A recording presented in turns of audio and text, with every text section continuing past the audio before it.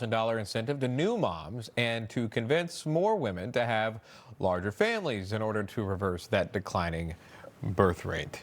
So how about that? We'll bring in Tony Kinnett, a radio host, and Jenna Arnold, a Democratic strategist. Thank you both for being on. So, Jenna, I'll start with you, obviously, on this one. A baby bonus of $5,000. That was floated by the reporter, and the president said sounds like a good idea. Your thoughts there?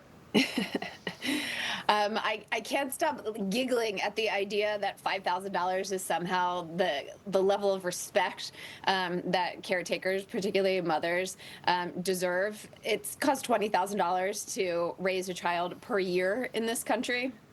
And I know for certain that all of us here and those people watching your network certainly know that $5,000 is pennies compared to what it takes to make sure that a child has a life that gives them opportunities to thrive and explore and become who it is that they are set out to be.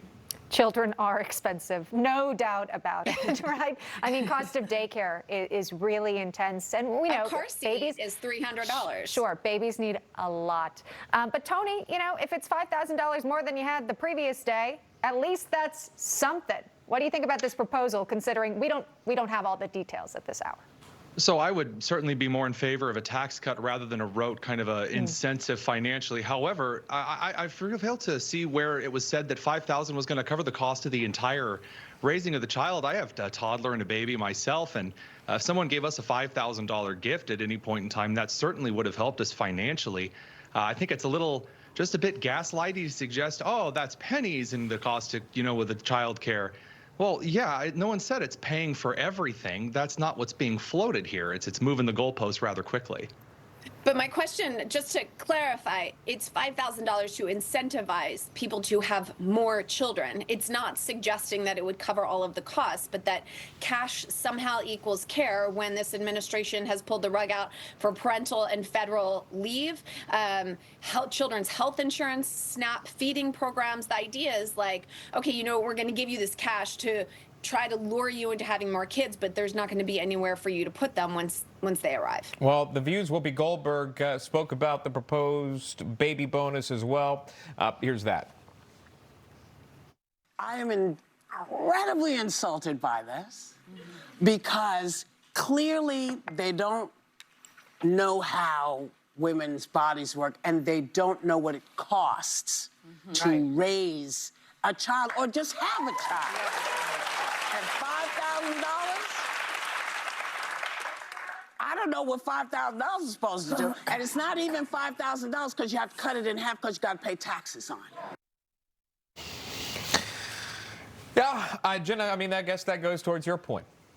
Yeah, and I want to be fair to what the other panelist was saying is like, yes, I don't know a single human being in the whole entire world that doesn't want another $5,000 in their pocket. But to suggest that you can buy quality care, that you can decrease the stress and anxiety that parents have in raising children in a safe place, cash doesn't equal care. And I will say I've found this fascinating is that there is decreased birth rates amongst species. I'm not just talking about like Homo sapiens here, us.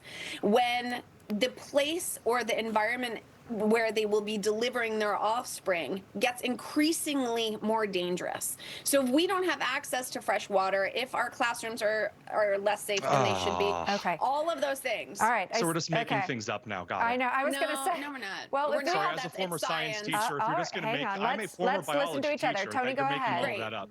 Tony, go ahead. As a former biology teacher, I would like to point out that the idea that this is a species issue, that if we're looking at birth rates, well, mothers don't feel that it's a safe world and they don't have access to clean water. There are a lot of people who are choosing not to have children I let you speak. because it is a dangerous world Okay, to Jenna, bring them hold into. on. Let's hear Tony's argument, and then we can all evaluate together. Go ahead. So as I taught my students, there is a lot more that goes into birth rates and the environmental impact of facilitating childbirth than just how safe an environment is or whether the child has access to clean water. The kind of argument that's being discussed here is about financial incentives and taking some of the burden off. I seem to remember there was a time when, as far as conservatives were concerned, that encouraging mothers to have a life that was safe enough to raise kids at home was something that was encouraged. And then somewhere about the 60s and the 70s, the left decided that women needed men like fish need a bicycle. So if we're going to talk about traditional family values, well, incentivizing single family growth is rather effective for society. Okay, so you think we can just buy more ladies to have more babies to prop up the economy with a $5,000 check? I can't wait to see how Who long said that that? I lasts. didn't hear him say that. Yeah, no.